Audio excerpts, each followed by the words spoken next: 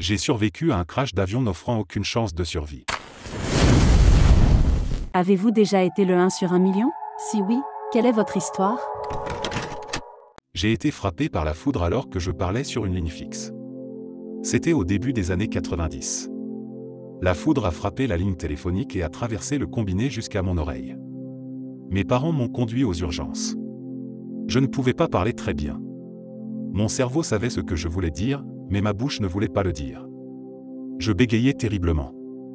Mon médecin m'a dit que j'avais reçu une bonne dose d'électrochoc à l'ancienne.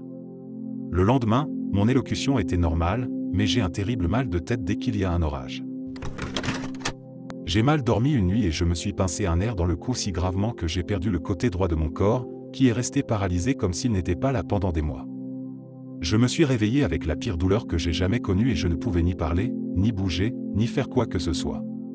Le médecin des urgences a cru que j'étais victime d'un accident vasculaire cérébral. Mon médecin n'avait jamais vu un cas aussi grave que le mien et il s'agissait d'un simple accident.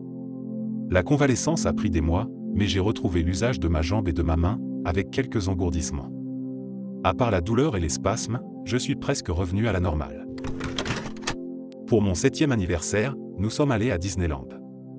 Il se trouve qu'il y avait un événement, gagner une voiture par jour, lorsque nous y sommes allés. Pour mon 7e anniversaire, Mickey Mouse m'a offert une Pontiac Firebird. Je souffre d'une maladie de peau très rare qui ne touche qu'une personne sur 1 million. On m'a dit que je ne rencontrerai probablement jamais une autre personne atteinte de cette maladie au cours de ma vie. Il s'agit de la maladie de Hailey-Hailey, pour ceux que cela intéresse. C'est une maladie de peau caractérisée par de petites vésicules qui apparaissent principalement aux endroits du corps exposés à la transpiration et au frottement. J'ai été diagnostiqué par une équipe de dermatologues. Ils ont dû faire une biopsie de l'une de mes nombreuses éruptions.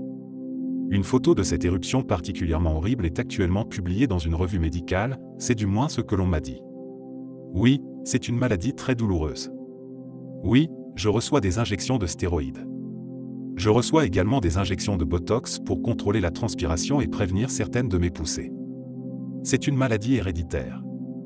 Ma mère était porteuse de la maladie et on m'a dit que ma grand-mère l'avait eue pendant plus de la moitié de sa vie. J'ai un colobome bilatéral symétrique de l'iris et de la rétine. En fait, mes pupilles ont la forme d'un trou de serrure au lieu d'un cercle. Un colobome simple est assez rare, un colobome double est encore plus rare, et un colobome double symétrique, eh bien, vous l'avez compris. J'ai eu 2 accidents de voitures distincts dans 2 voitures distinctes à moins de 45 minutes d'intervalle. Je n'étais pas le conducteur d'aucun des 2 accidents. La première voiture a été percutée sur le côté. Un ami est venu nous chercher, la voiture a perdu de l'adhérence et nous avons glissé hors de la route et heurté un poteau. Les 2 n'étaient pas très graves, c'était juste un mauvais timing. Diagnostic d'une maladie hépatique extrêmement rare, l'hyperoxalurie primaire. Environ 300 personnes aux États-Unis en sont actuellement atteintes. En gros, je fais beaucoup de calculs rénaux et j'ai besoin d'une double greffe pour y remédier. Un jour, il y a eu une tempête de vent soudaine alors que je me trouvais dans un parking ouvert à la périphérie d'une ville, une feuille a volé en plein dans mon œil. Une feuille a volé jusqu'à mon œil, qui a immédiatement commencé à me faire mal. Je suis rentré chez moi en voiture et mon œil me faisait constamment mal, je l'ai lavé plusieurs fois, mais ça n'en a rien fait. J'ai commencé à sentir un mouvement à l'intérieur de mon œil, mais je ne voyais rien dans le miroir. J'ai paniqué et j'ai commencé à farfouiller doucement dans mon œil avec mon index, un tout petit point est sorti et a bougé un peu sur le bout de mon doigt. J'ai couru chez ma mère, je lui ai montré et elle n'a rien pu voir, c'est vrai que c'était tellement minuscule et que ça bougeait à peine. J'ai eu mal pendant 1 heure et j'ai trouvé 2 autres petits monstres qui bougeaient dans mon œil. J'étais convaincu que je ne voyais pas que des choses. Finalement, ma mère m'a emmené chez un chirurgien ophtalmologiste. Le médecin m'a examiné et m'a emmené au bloc opératoire en me disant que j'avais des micro-organismes vivants à l'intérieur de l'œil. Cela a pris environ 20 minutes et ils ont retiré les 14 micro-organismes. J'ai reçu un patch comme un pirate que j'ai dû porter pendant quelques jours. Le médecin a dit qu'il n'avait jamais rien vu de tel en 25 ans d'expérience. Il m'a dit que j'étais un cas sur 1 million et que si j'avais pris un jour pour venir, il y avait de fortes chances que je sois aveugle. Dans mon enfance, j'étais tellement allergique au venin de fourmis et d'abeilles qu'une seule piqûre d'une petite fourmi noire commune me plongeait dans un choc anaphylactique. Lorsque mon allergologue s'est préparé à commencer une immunothérapie pour moi, il a découvert que l'équipement du laboratoire du cabinet n'était pas assez sensible pour mesurer la quantité infiniment petite d'allergènes avec laquelle je devais commencer mon titrage, et il a donc dû envoyer un échantillon de mon sang à Johns Hopkins pour que leur laboratoire puisse déterminer la quantité à m'administrer. J'ai suivi une immunothérapie pendant plusieurs années afin d'atteindre un niveau de réponse immunitaire me permettant d'exister en toute sécurité dans un climat non gelé. Comment j'ai rencontré ma femme? Je suis néerlandais, elle est américaine. Nous nous sommes rencontrés en Israël. C'était mon premier week-end en Israël, j'ai décidé de faire une tournée des bars pour rencontrer des gens et m'amuser, et au moment où j'achetais le billet, ma femme s'est approchée du comptoir pour acheter elle aussi un billet. La fille qui y travaille nous présente, nous nous entendons bien le premier soir mais je pars dans 2 jours pour rester avec des amis d'amis au milieu du désert pendant 3 mois. 2 jours après mon départ, je perds mon téléphone, je n'ai aucun moyen de la recontacter. J'avais peu d'argent mais je pouvais rester travailler avec les gens dans le désert. Je n'arrêtais pas de penser à elle, alors au bout d'une semaine, j'ai dit que je partais. J'ai pris le prochain bus, il y en a 3 par semaine, à 5 h du matin, puis un train pour Tel Aviv.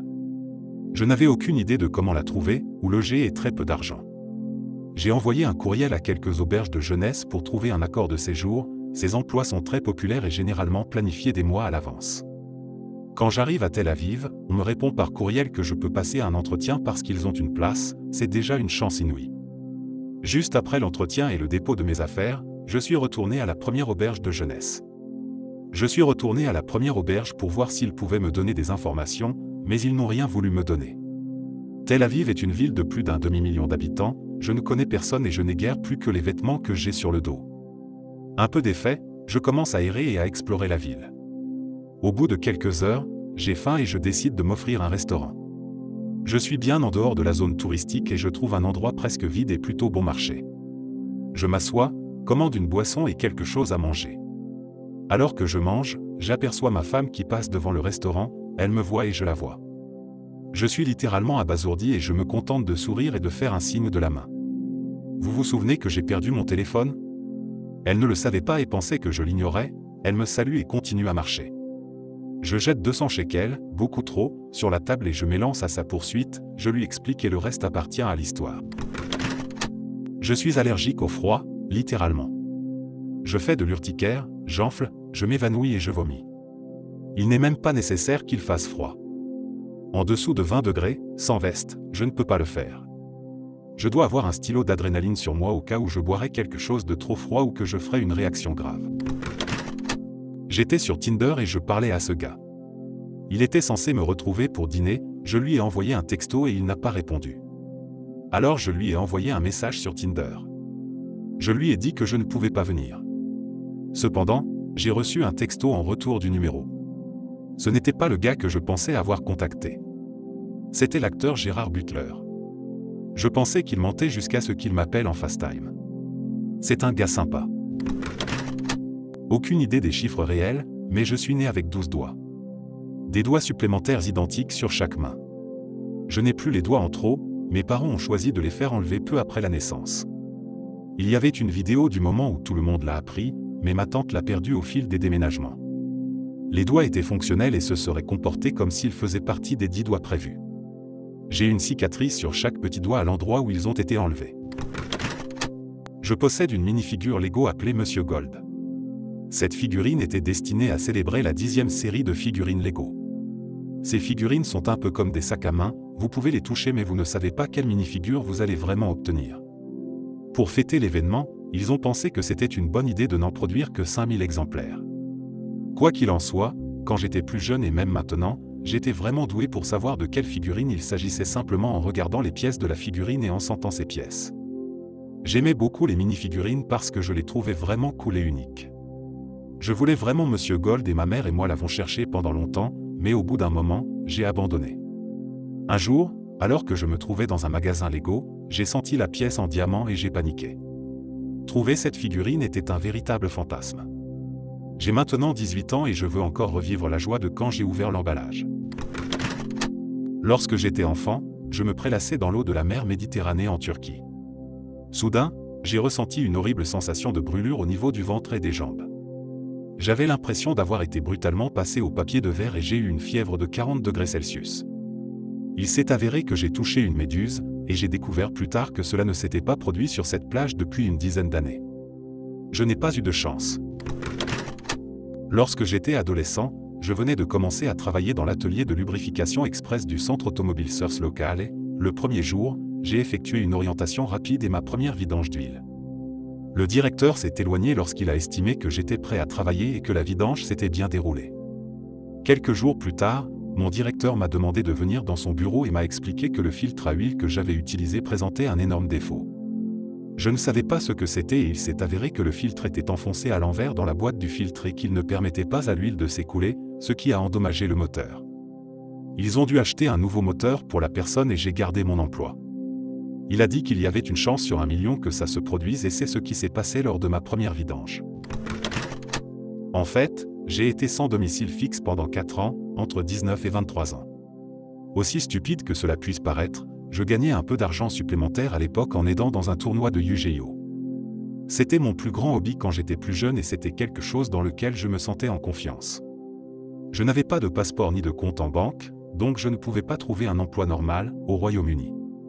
Bref, à l'époque, j'étais coincé, je ne gagnais pas assez d'argent, je n'avais pas de passeport, pas de compte en banque et pas de vrai travail. Au Royaume-Uni, 99% des entreprises ne vous embaucheront pas si vous n'avez pas de passeport prouvant que vous avez le droit de travailler. Un jour, un studio m'a téléphoné pour me demander si je jouais à Yu-Gi-Oh!, si je me considérais comme un geek et si je voulais jouer dans une série télévisée. Ils m'ont dit qu'ils m'enverraient dans un autre pays dans le cadre de cette émission. En tant que sans-abri, le plus gros problème est de s'ennuyer, alors naturellement j'ai dit oui, mais je leur ai dit que je n'avais pas de passeport. Pas de problème, nous vous en obtiendrons un immédiatement et nous le paierons nous-mêmes. J'ai fini par participer à une émission intitulée Geeks, que l'on peut toujours regarder sur Channel 4D. Grâce à ce passeport, j'ai enfin pu trouver un emploi, ouvrir un compte en banque et enfin acheter une maison. Maintenant, je m'occupe de ma fille de 10 mois qui joue pendant que j'écris ces lignes. Yu-Gi-Oh! M'a donc sauvé de la clochardisation.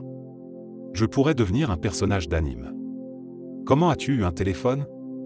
J'avais un téléphone bon marché qui fonctionnait sur batterie pendant une semaine, comme les vieux Nokia.